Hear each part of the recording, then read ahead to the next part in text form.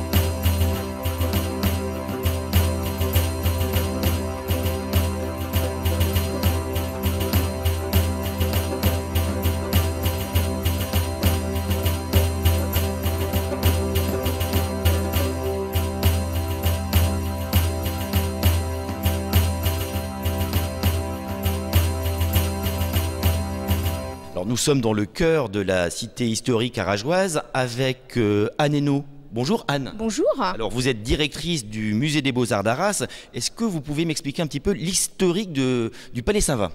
Oui, donc ici on est dans l'ancienne abbaye bénédictine Saint-Va, une abbaye qui a été fondée donc dès le 7e siècle, qui était lieu de l'ermitage de Saint-Va. C'est autour de cette abbaye que s'est construit le bourg monastique au Moyen-Âge. Cette abbaye était une abbaye très importante à l'époque gothique. À la fin du 18e siècle, on a décidé de la raser complètement et on a construit le bel ensemble conventuel monastique que l'on voit maintenant, avec une succession de 3 cours, la cour d'honneur, la cour du puits et le magnifique grand cloître que vous voyez ici. Et auparavant, la cathédrale qui est au fond était l'ancienne église abbatiale et il faut imaginer que tout cet ensemble fonctionnait ensemble.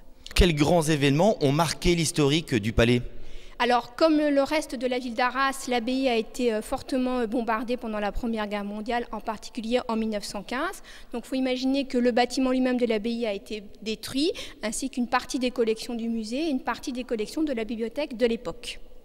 Alors, nous allons nous retrouver dans un endroit qui est aussi classé au patrimoine mondial de l'humanité. Nous allons nous retrouver à la citadelle d'Arras.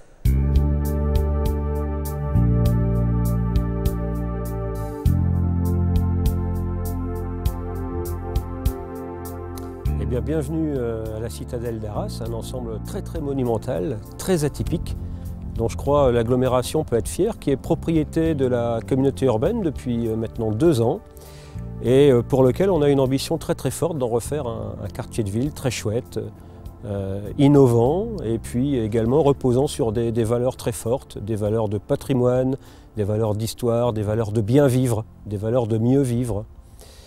Alors une histoire un peu longue puisque la citadelle a été construite sur ordre de Louis XIV par Vauban et ses équipes.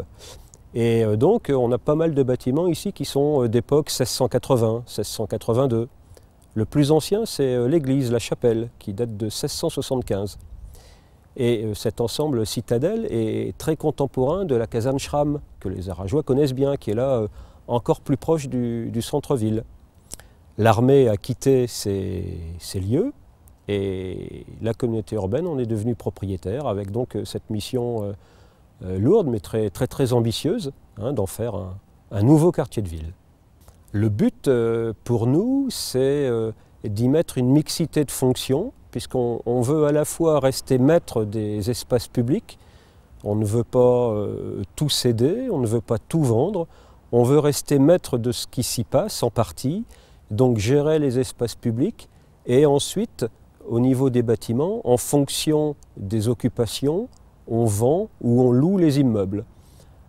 Et donc on y veut une grande mixité, donc on trouvera ici du logement, on trouvera du bureau, on trouvera du loisir, on a d'ores et déjà l'acrobranche qui est opérationnelle depuis le mois de mai, on aura une miellerie pédagogique, on a des ruches qui sont en cours de pause, on aura toutes sortes de d'occupation, on aura un pôle gastronomique autour de la restauration, autour de la formation pour les restaurants, autour de la vente de produits de qualité, avec également une incursion du mouvement slow food qui vise à réduire la distance, qui vise à favoriser les circuits courts entre la production des aliments et leur consommation.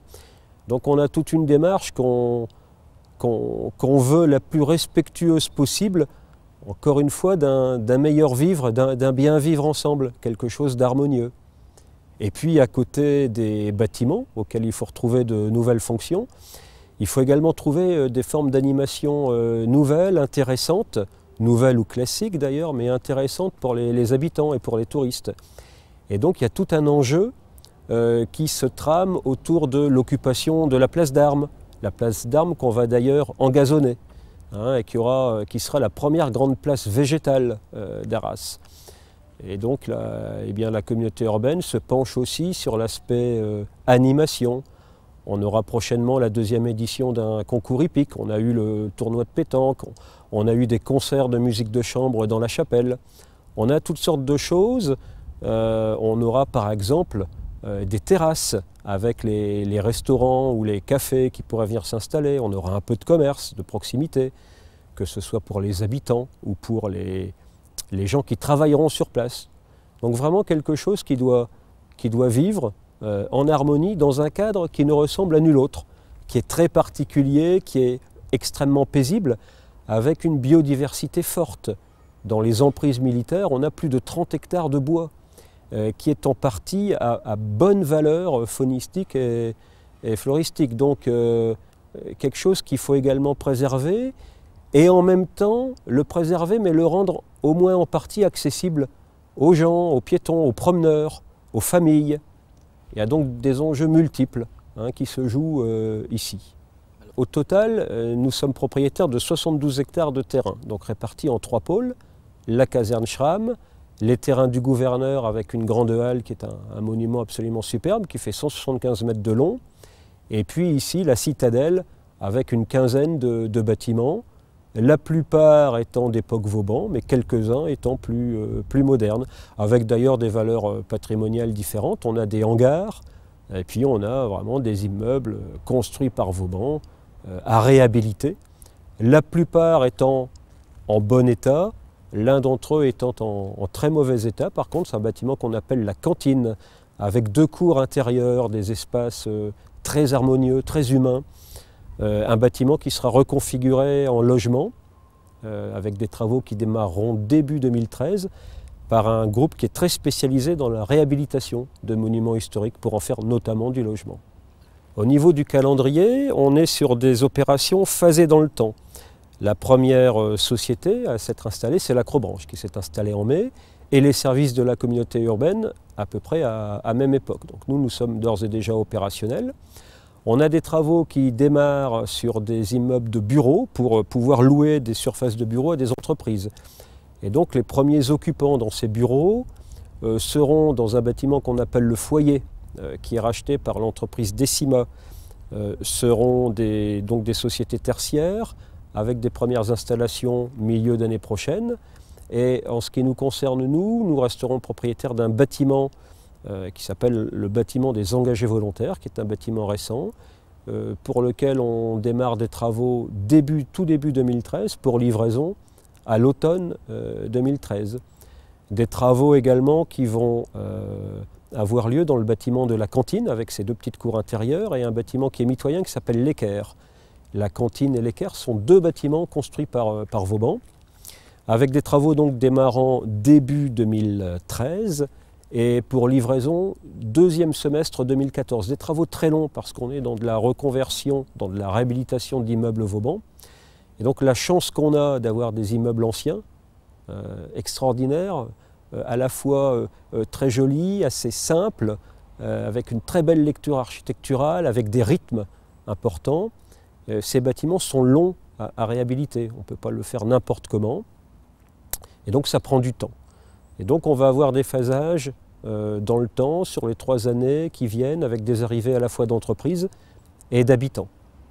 Alors pour venir ici, il faut contacter la communauté urbaine, et puis on regarde en fonction de la fonction, en fonction de la cohérence du projet par rapport à l'ensemble. Hein, l'une des particularités, l'une des subtilités, c'est d'arriver à avoir un ensemble qui vive bien. Et donc on ne peut pas non plus accueillir n'importe quelle activité. Il faut que ça s'inscrive dans un schéma d'ensemble qu'on a travaillé avec un architecte spécialisé, un bureau spécialisé en urbanisme. Et donc l'important, c'est que la fonction trouve sa place dans un ensemble. Hein, à ce niveau-là, on ne peut pas travailler n'importe comment, il faut une méthode. Et en même temps, il ne faut pas perdre trop de temps parce que les bâtiments se dégradent et peuvent se dégrader rapidement. C'est par exemple l'exemple de Schramm, la caserne Schramm. Hein, quand on passe la place du marché aux poissons, on voit bien qu'il y a un petit pavillon qui servait de messe des officiers qui se dégrade rapidement. Donc ça illustre aussi le fait qu'il faille à la fois réfléchir, prendre son temps, analyser les projets, canaliser aussi les énergies, et en même temps, pas perdre trop de temps parce que c'est le patrimoine qui se dégrade. Et le patrimoine qui est ici, même s'il appartient à la communauté urbaine, appartient à tous les Arageois. Hein, il est donc important que chacun puisse se l'approprier, puisse s'y promener et voir ce patrimoine reprendre un peu d'allant, un peu de tonus, être remis en forme.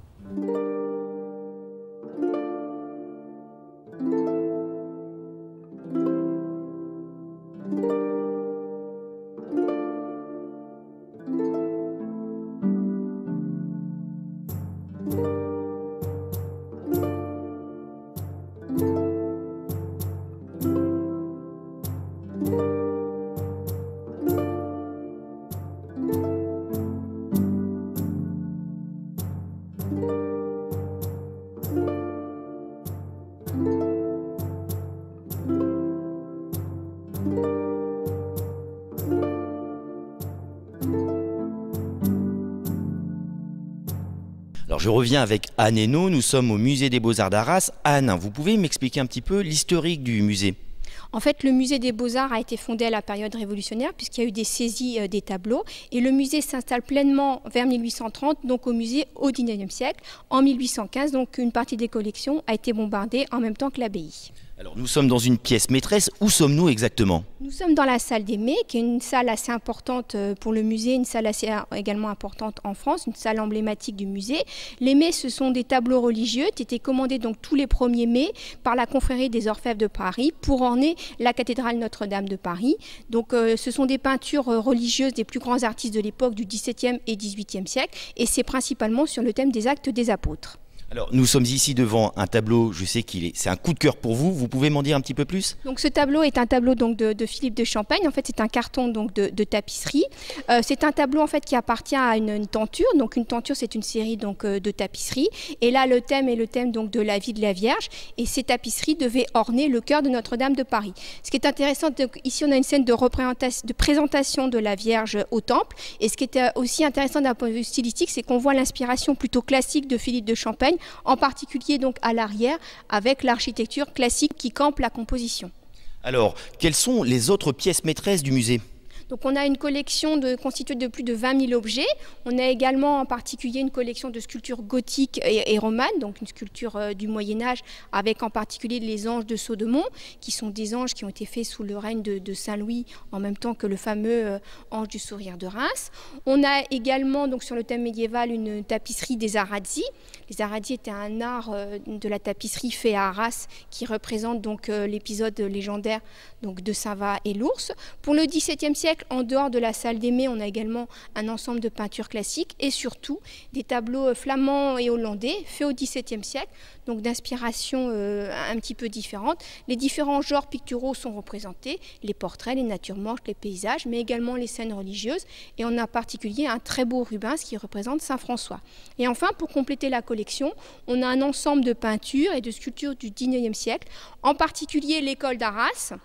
L'école d'Arras, c'était au XIXe siècle, autour de la figure de Corot, donc qui était paysagiste, un ensemble d'artistes arageois qui ont travaillé sur le motif, c'est-à-dire en plein air. Et donc ces artistes travaillaient ensemble et ont fait toute une série de paysages, mais également d'autres compositions. Alors nous allons nous retrouver pas très loin d'ici pour la séquence que vous connaissez, la séquence gastro, avec une petite recette chez un nouveau traiteur.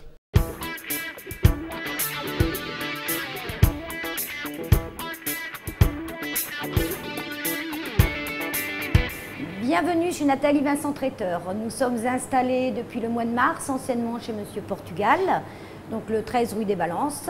Ce que nous proposons tous les jours, le plat du jour. Nous travaillons également en réception, mariage, baptême, réception professionnelle. Le chef d'ailleurs va vous montrer une petite démonstration de ses talents.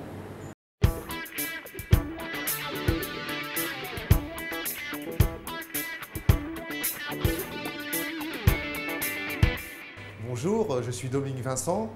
Nous sommes installés comme traiteur à Arras, sous l'emblème de Nathalie Vincent Traiteur. Je suis le chef de cuisine. Donc nous avons décidé de vous présenter une recette qui s'appelle le millefeuille de tourteau avec de l'avocat et de la tomate. Donc pour ça, il faut du crabe, de la tomate, de la salade, un citron, de l'avocat, du vinaigre, sel, poivre. Donc tout ça, ce sera cerclé. Donc, vous prenez de la mayonnaise qui est faite maison, vous l'incorporez dans le crabe. Vous mélangez, voilà. Donc on y met un peu de tomate. Mélanger, voilà. Voilà, donc le crabe et la mayonnaise. Voilà, on n'y met rien d'autre et vous mettez au frais.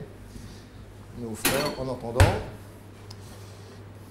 Vous prenez les avocats, vous les ouvrez en deux.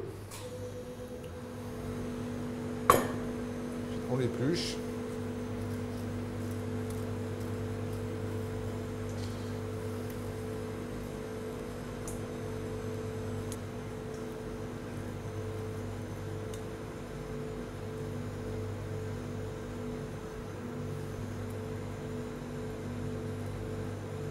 Voilà. Prenez une fourchette.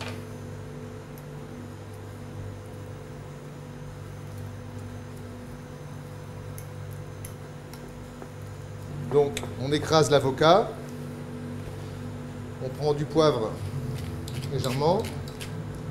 Un peu de sel. Du vinaigre blanc.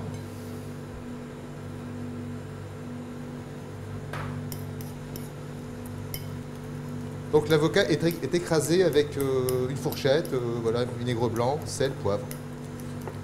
Et vous prenez une petite pointe d'échalote, ciselée. Voilà. Voilà. Pas beaucoup. Là, on a vu une demi-échalote pour un avocat. Donc vous maintenez au frais.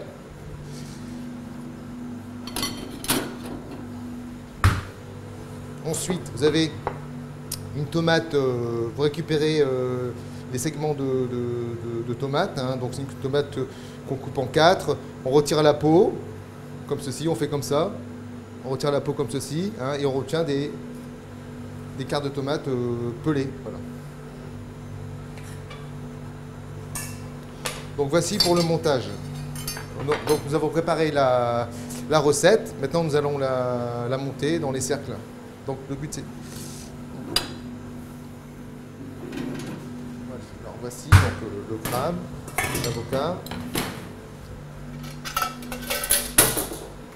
Voilà. Donc vous prenez de la salade. Voilà. Coupez en quelques pièces, avec des ronds. Voilà. Ça, voilà. Voilà. On y met un peu de crabe. Le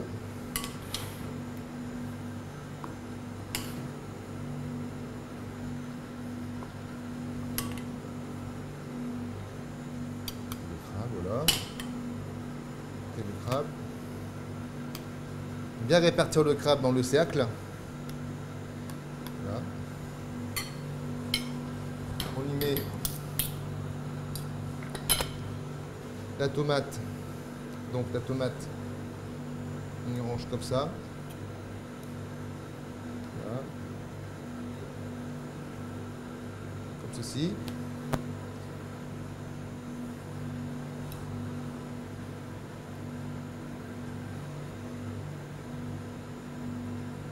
Ici. Donc appuyez bien légèrement. Voilà. On y met l'avocat écrasé.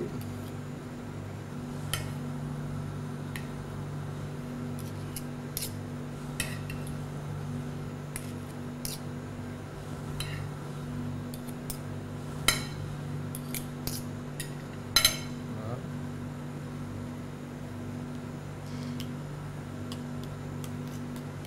Puis comme ça.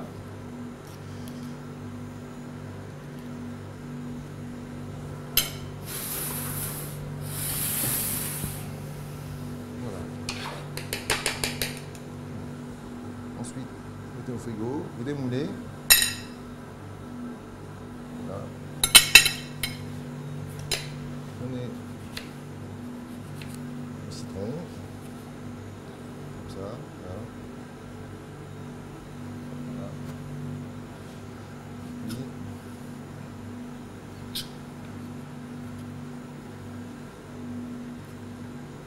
voilà. C'est la recette. Voilà.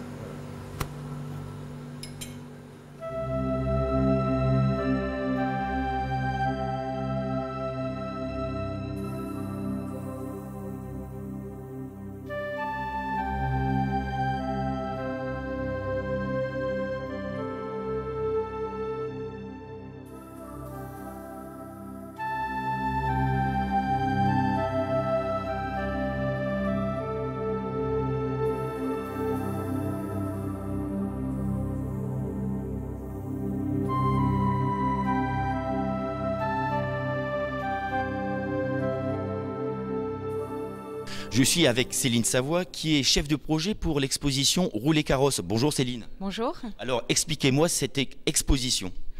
Alors l'exposition Rouler Carrosse, c'est en effet une exposition qui présente les collections du musée des carrosses de Versailles. Elle présente ici donc à l'abbaye Saint-Va environ 90 œuvres, plus de 200 accessoires. Bien sûr, la thématique est le déplacement des personnes en véhicule hippomobile. Et l'exposition donc, est conçue par le commissariat de Versailles sous 4 axes. Un premier axe qui présente justement la thématique le déplacement des personnes. Un deuxième axe un petit peu plus technique sur comment fonctionnent les véhicules hippomobiles, autrement dit traction, suspension, etc., freinage, braquage. Enfin, un troisième axe sur les liens entre Versailles et Arras, et on se rend compte au fur et à mesure que l'exposition, que les rois de France sont venus à de nombreuses reprises à Arras.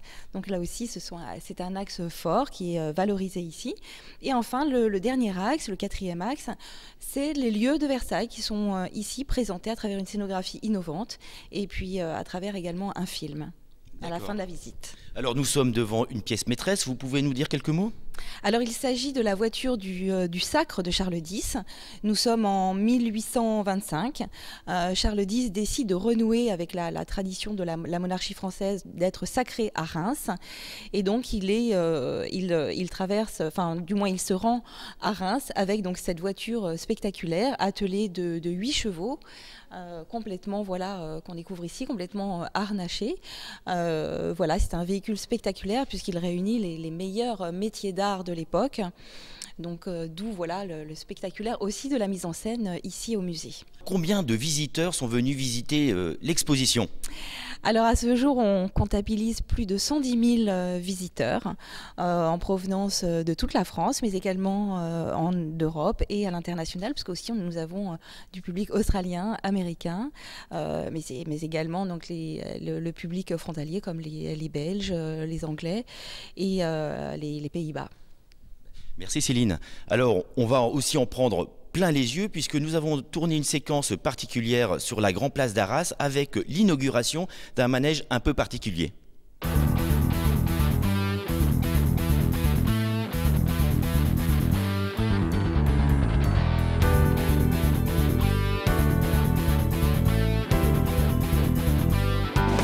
Alors comme vous dites, c'est une inauguration un petit peu particulière parce que c'est un événement, c'est une attraction foraine, c'est un manège de nouvelle catégorie, de nouvelle conception qui arrive des Pays-Bas.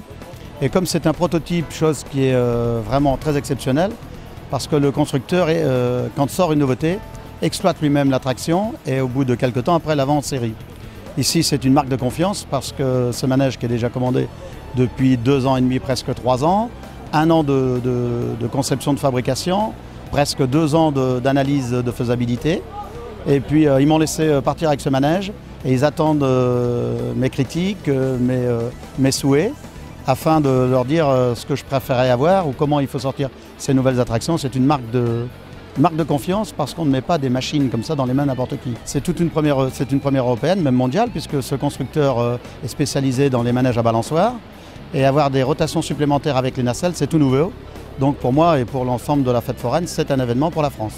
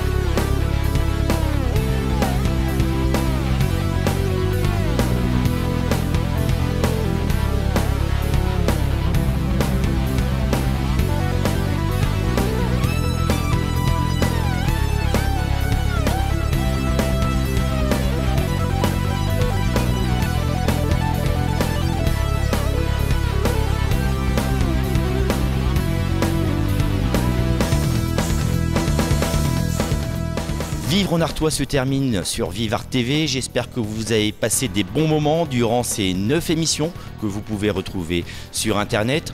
En attendant, envoyez-nous vos suggestions et je vous dis à très bientôt.